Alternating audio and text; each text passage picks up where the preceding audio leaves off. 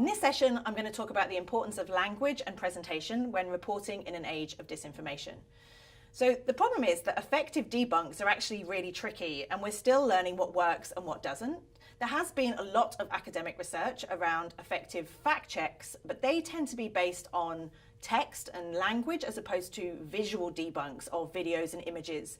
So I'm going to talk a little bit about what we do know, but also what we don't know, and the things that people are trying and evaluating as we speak. So it's kind of a fun place to be, but I just want to be very clear up front that none of this is set in stone, and in many ways, academics and practitioners like ourselves at First Draft are trying to figure out what's the most effective mechanisms. Recent history and research has revealed two facts that bear critically on when and how fact checkers should produce debunks. So the first one is prematurely reporting on misinformation can inadvertently spread that information further, as well as provide additional exposure and legitimacy to that information source.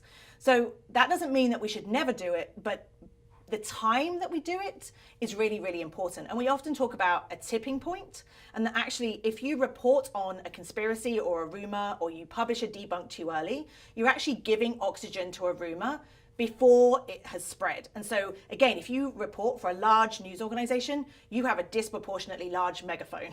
And so that tipping point is something that you have to think about depending on the size of your news organization.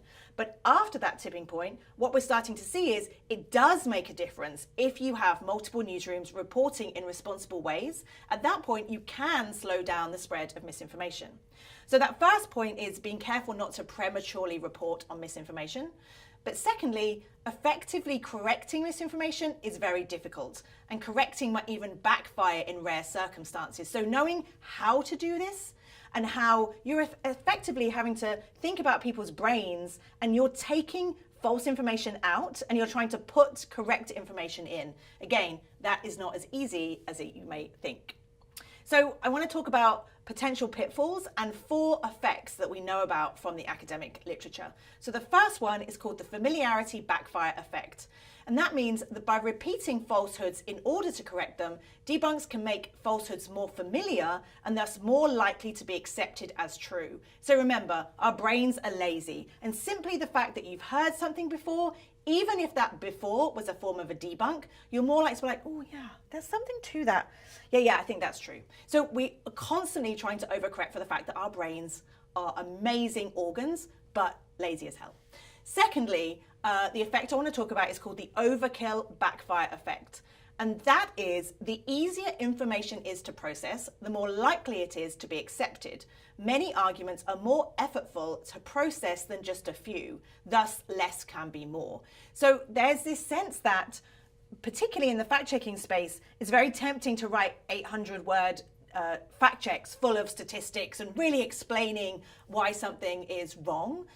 And what you need to know as fact. The problem is our brains, as we know, are overloaded. There's too much information for us every day. So there's a balance, however, which is if we make it too simple, then it's not effective, because there is evidence that if you get the right level of information, people do want enough information to correct the falsehood. They need to have something to fit back into their brain if you tell something that it's false.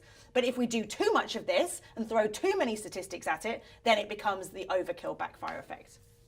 Thirdly, it's called the worldview backfire effect, and that's that people process information in biased ways. When debunks threaten a person's worldview, those most fixed in their views can double down. And so this is the element that often people who are very partisan on both sides, it's very difficult for them to accept information that suggests that they are wrong or that they need to be corrected. And so in those spaces, because they've already got very strong views, they can tend to double down. So in that sense, we have to understand sometimes that corrections can be very difficult for people who are on either end of that spectrum. And so people who already have very strong beliefs, it's very difficult to move them on that spectrum.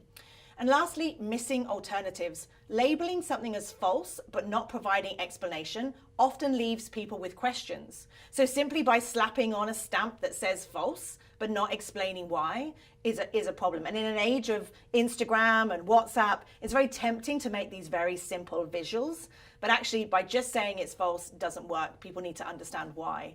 And so if a debunker doesn't answer the questions that are being raised by people, then they tend to continue to rely on the bad information because you haven't persuaded them.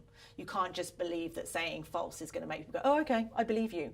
And we know this from journalism. It's about showing your work.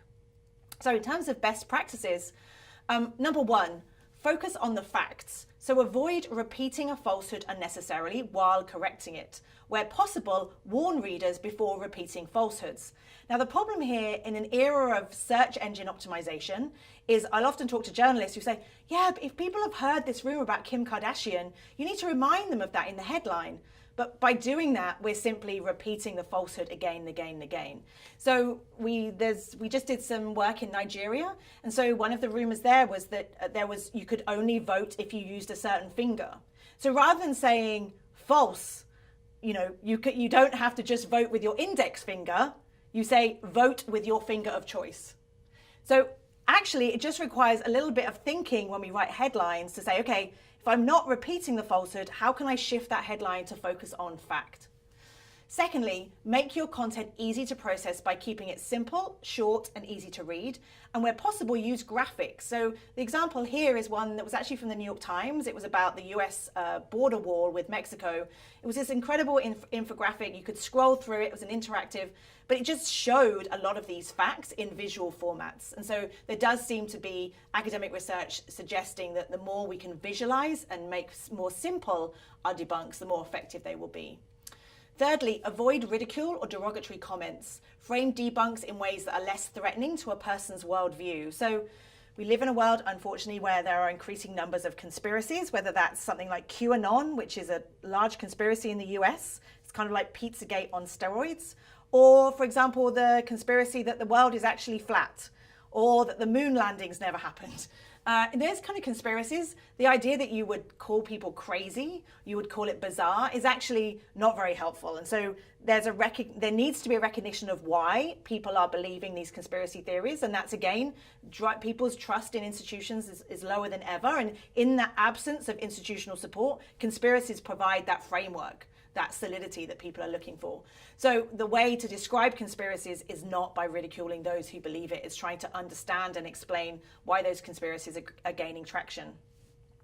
And number 4, answer any questions that a debunk might raise.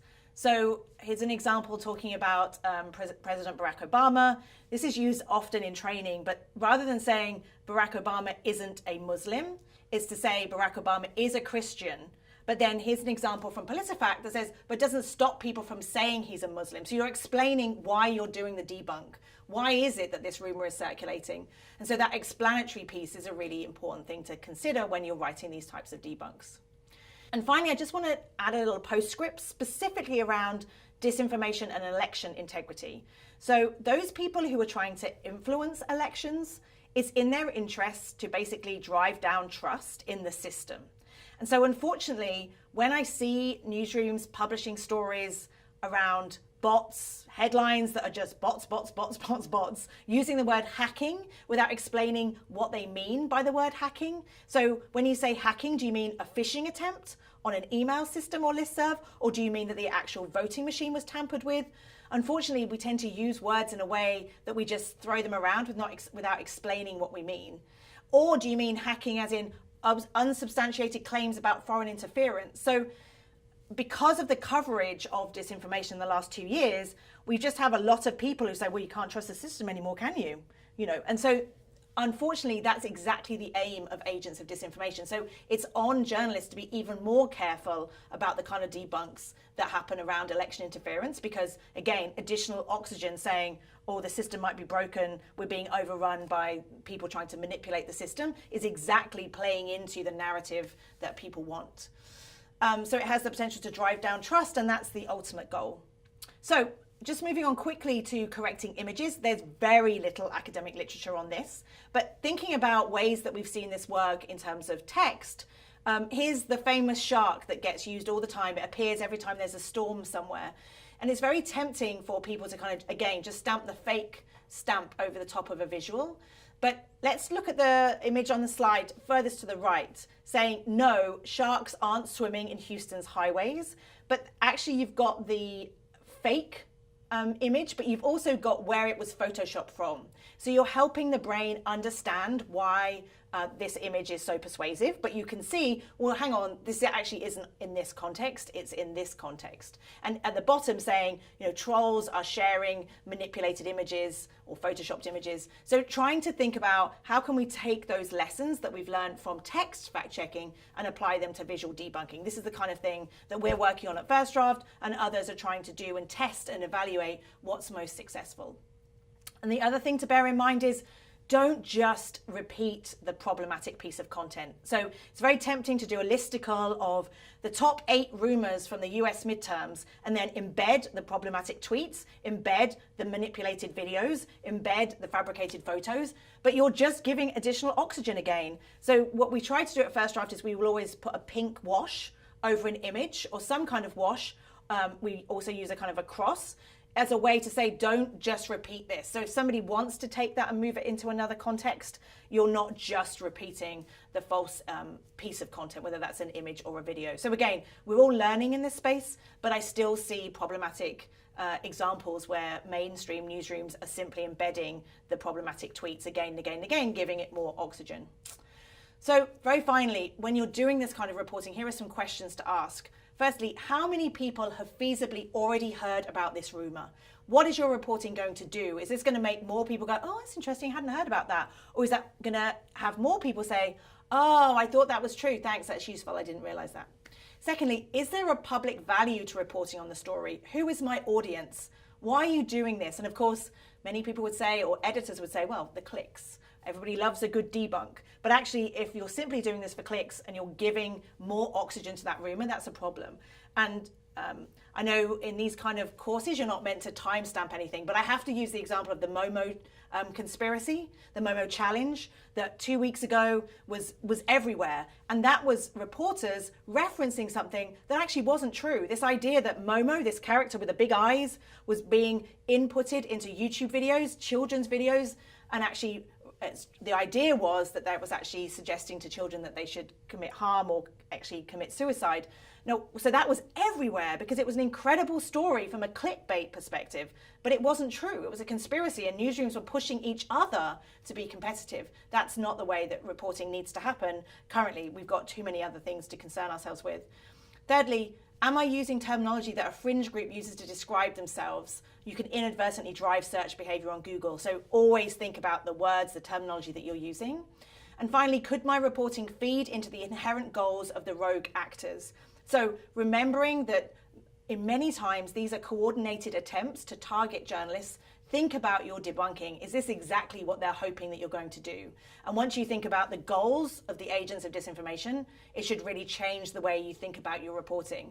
10 years ago, we weren't having these conversations. Unfortunately, and increasingly, journalists are targets, and they are hoping that journalists will debunk those rumors, knowing that that oxygen is exactly what they want. So these kind of questions are increasingly important for newsrooms and anybody that's really reporting on these type of topics.